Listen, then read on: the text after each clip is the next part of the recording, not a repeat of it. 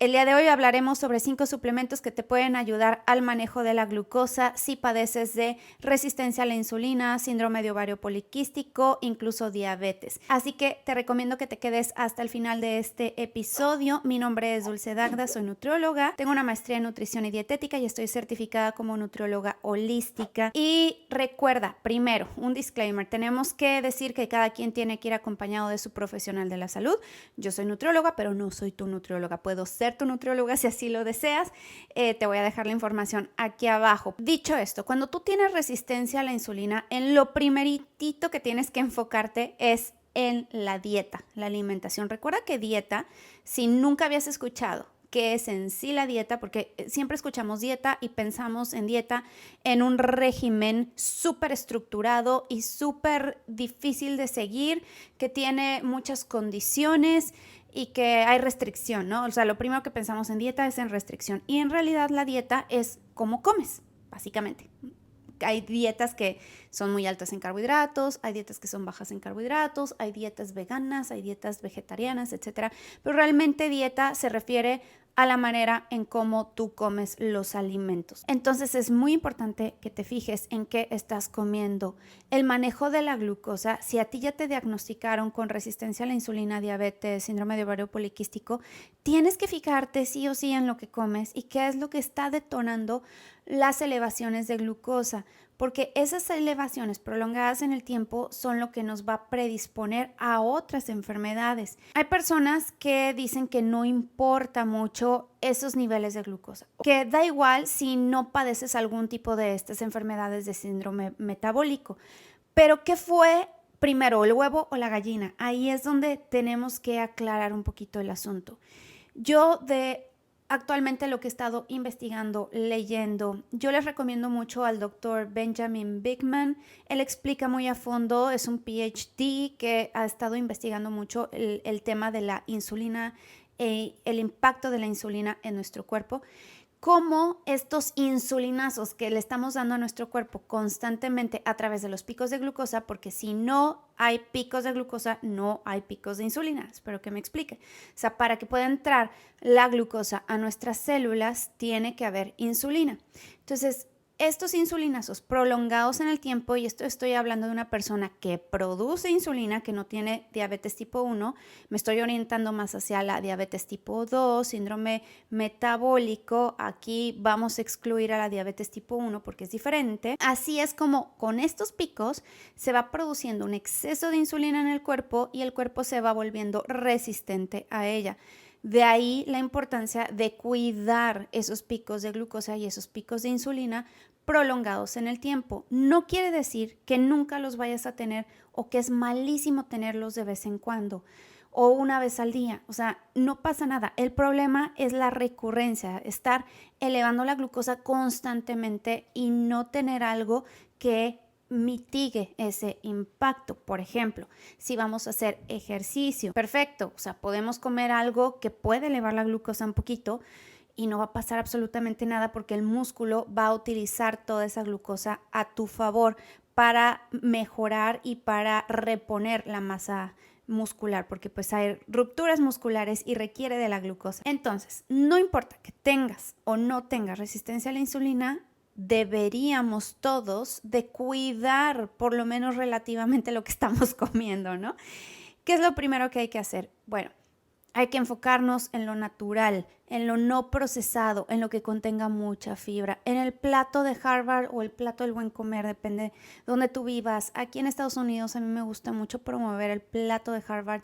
Les dejo una imagen por aquí para que vean cómo se ve distribuido. Es facilísimo, que es la mitad de tu plato está llena de vegetales.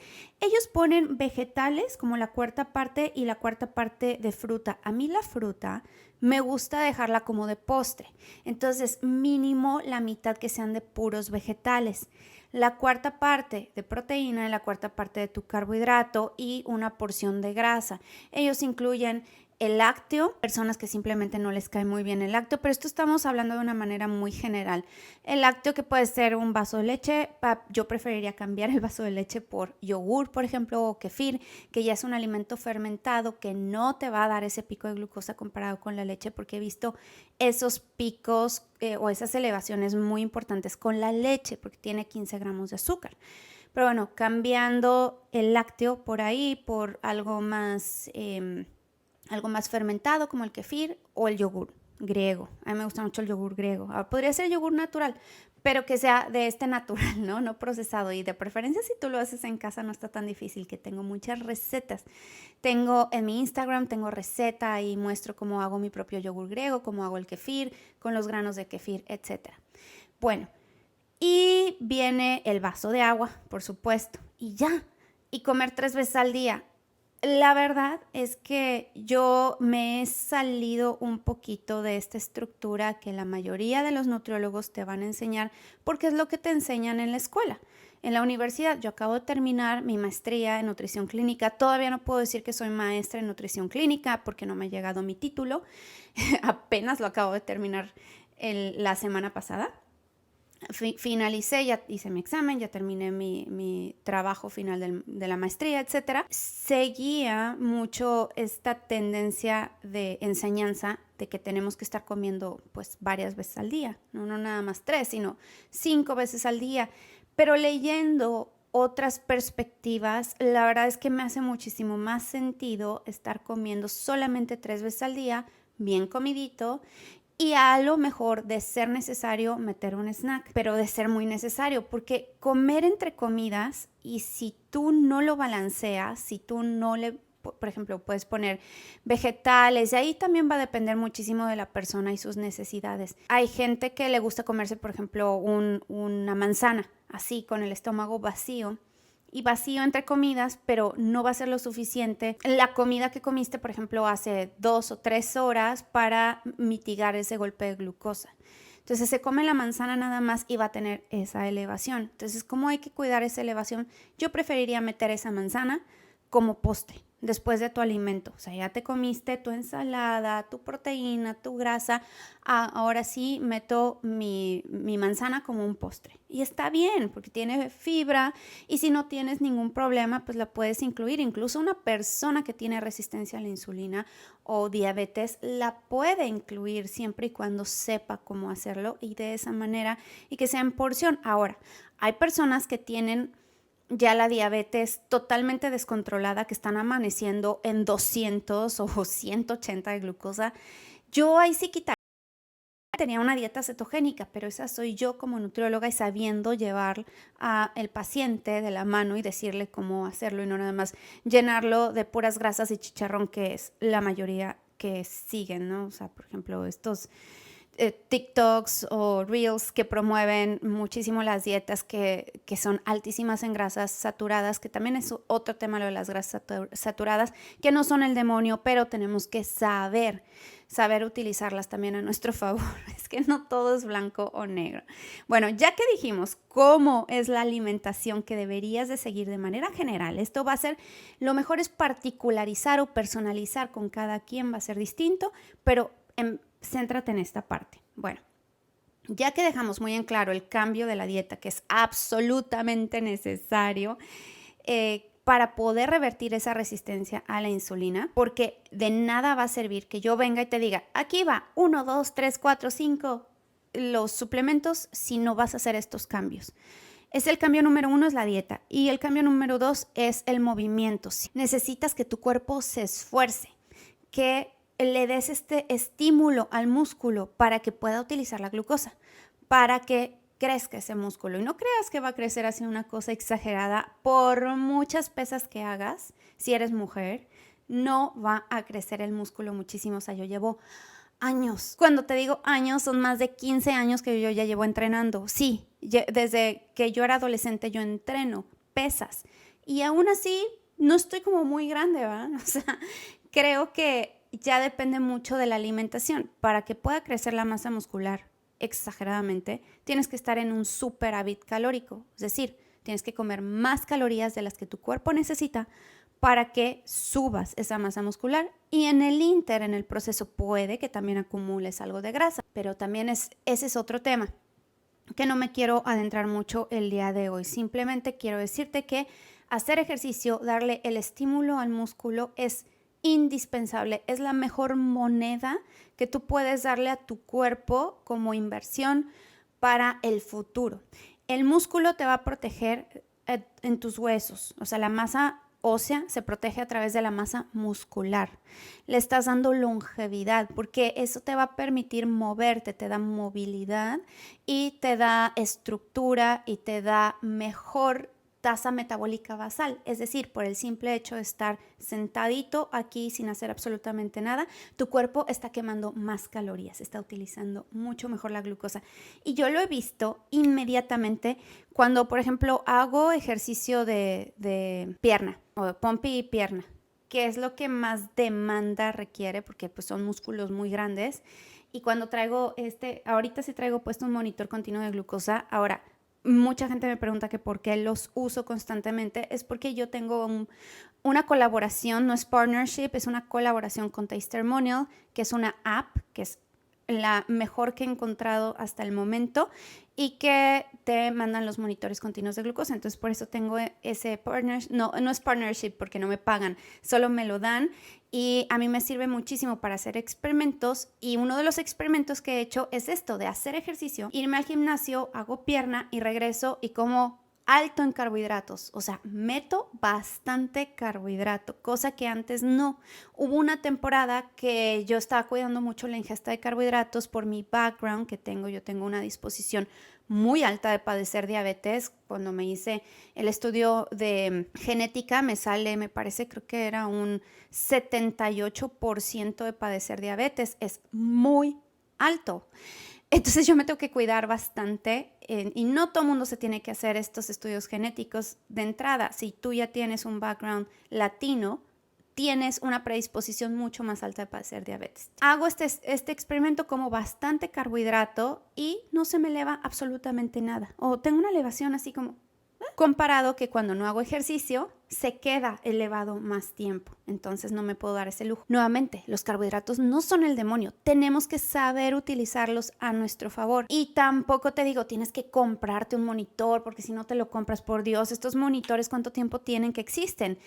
Podemos utilizar un monitor de estos regulares de glucosa que podemos comprar en cualquier farmacia, si así lo deseas para poder traquearlo, pero si se te hace algo demasiado obsesivo, que puedo entenderlo, hay gente que dice que obsesivo se puede volver esto, pero a ti te gustan los datos, dale. Inténtalo por una semana y no está de más. Hay que saber utilizar también la tecnología a nuestro favor. Yo no estoy en contra. Como un termómetro. Ay, ¿tendré fiebre? ¿No tendré fiebre? Pues agarra un termómetro y chécate. Lo mismo, ¿se me estará elevando la glucosa o no?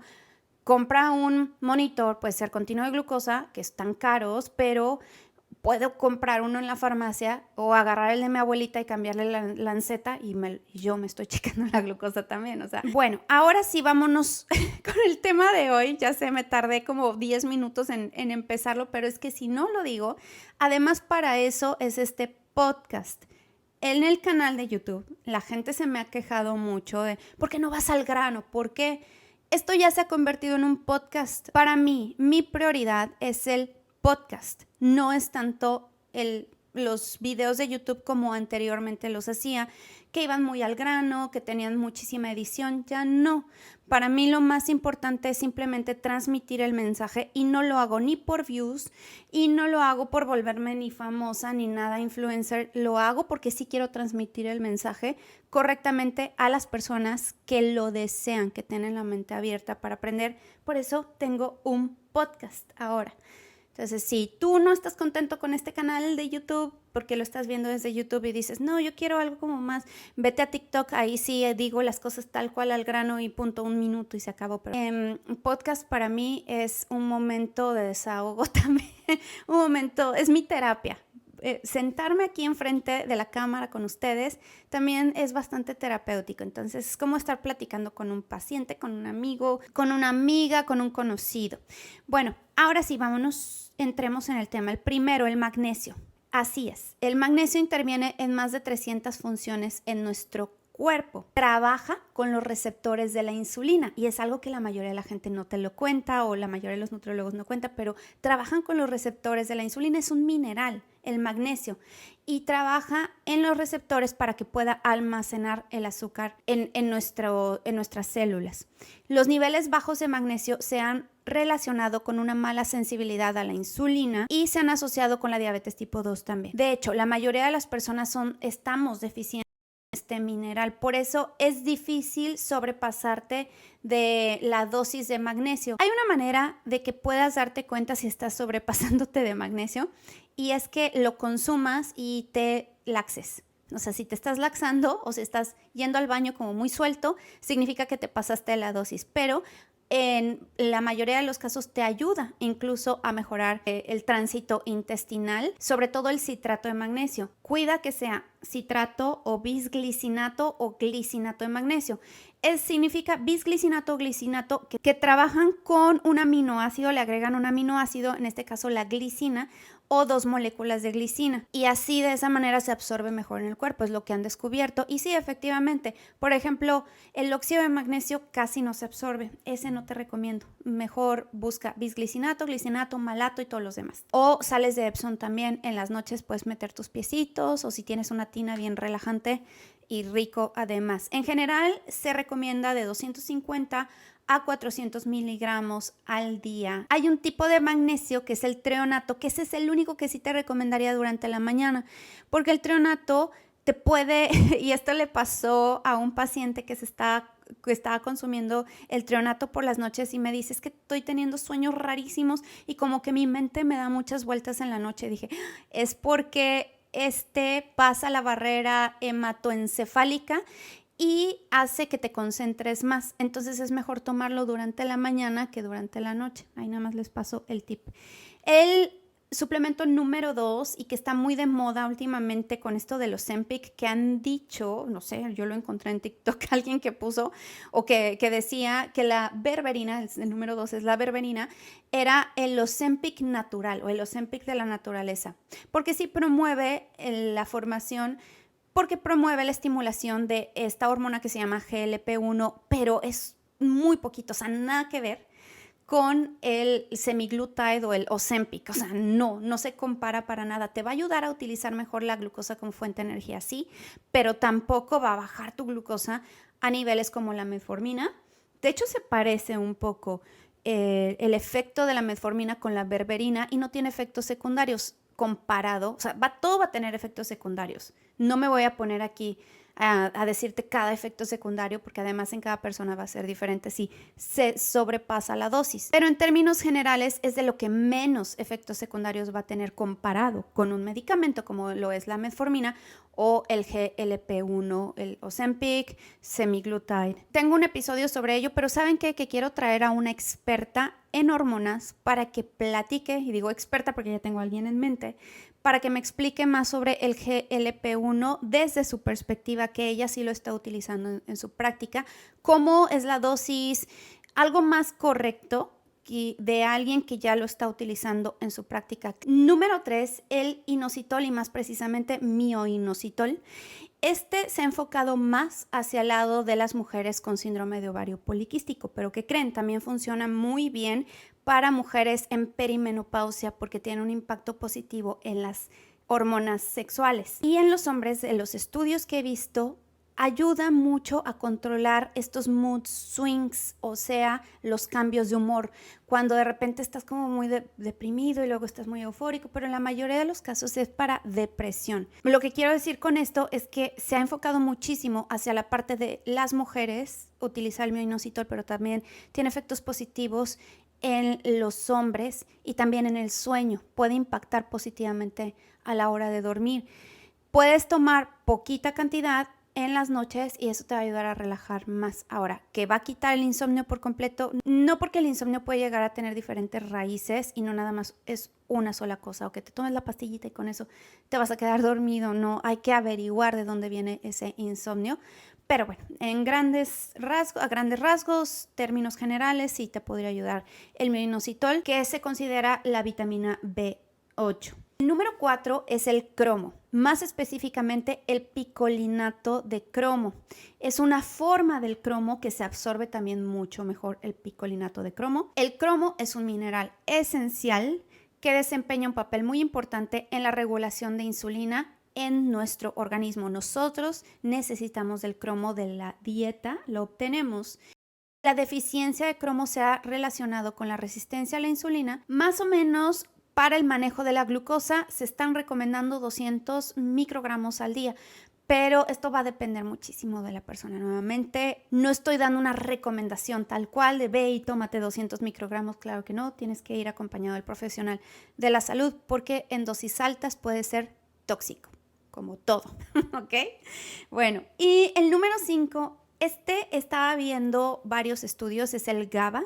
El GABA es un aminoácido que funciona también como neurotransmisor en nuestro cerebro y se está utilizando últimamente no nada más para reducir la ansiedad, para calmar el sistema nervioso, para mejorar el sueño, pero también ha habido estudios a regular el azúcar en la sangre. Los estudios lo hicieron primero con personas que tenían insomnio y se dieron cuenta que al estar consumiendo el GABA también mejoraban la resistencia a la insulina los que tenían resistencia a la insulina. Ahora, no se sabe si es por el suplemento per se que tenga algún efecto en la regulación de la insulina o en la regulación de la glucosa y efecto positivo en la insulina, o es más bien que mejoraron el sueño, están durmiendo mejor, están descansando mejor y por lo tanto, pues también sus niveles de glucosa bajan en la sangre porque se regulan ahí todas las hormonas, se regula todo su metabolismo, porque el no dormir tiene efectos detrimentales en tu cuerpo a largo plazo. Entonces, yo veo más que el GABA podría ayudar desde ahí para relajarte. Una vez que te relajas, bajas el cortisol, duermes mejor y por lo tanto eso va a impactar positivamente en tu glucosa. Finalmente, la consistencia es la clave.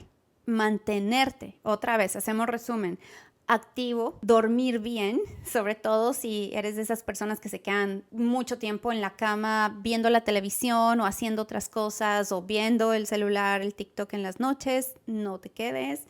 Haz ejercicio, come saludable, empezando con el plato balanceado de Harvard y ya de ahí tú vas viendo qué es lo que mejor te cae a ti. Monitoreando tu glucosa de vez en cuando, no tienes que volverte obsesivo, pero hacerlo ocasionalmente no está de más. Durante 1 o 2 semanas valdría la pena para ver cómo está reaccionando tu glucosa e incluir algunos de estos suplementos. No tienes que incluirlos todos, habrá que personalizar. Esa sería la clave para ver si a ti te conviene más el mioinositol porque eres mujer, estás en perimenopausia o tienes síndrome de ovario poliquístico o traes depresión, ver si la berberina a ti te podría apoyar o el picolinato de cromo si eres una persona mucho más activa, o si traes insomnio a lo mejor y el GABA te podría ayudar ahí y solito se regula tu glucosa. Eso depende de cada quien, pero yo te quería dar aquí una guía general con tips igual generales, pero que pueden llegar a ser muy precisos. Tengo un curso que se llama Domina tu glucosa en mi página dulcedagdanutrición.com y ahí vas al curso, está muy amplio, muy completo y estoy incluyendo por primera vez al final una asesoría conmigo personalizada, donde después de aprender todo lo que aprendiste, entonces podemos platicar uno a uno y darte recomendaciones más específicas para ti. Y bueno, nos escuchamos la próxima semanita. Que pases un excelente día, tarde, noche. Bye. Gracias por escucharme y quedarte hasta el final del episodio. Te agradecería si compartes esta información con tus amigos y me dejas 5 estrellas. Toda la información sobre consultas, cursos, suplementos y todo lo que menciono viene en el Linktree de las notas del podcast. Te mando un abrazo telepático y nos escuchamos la próxima semana. Bye.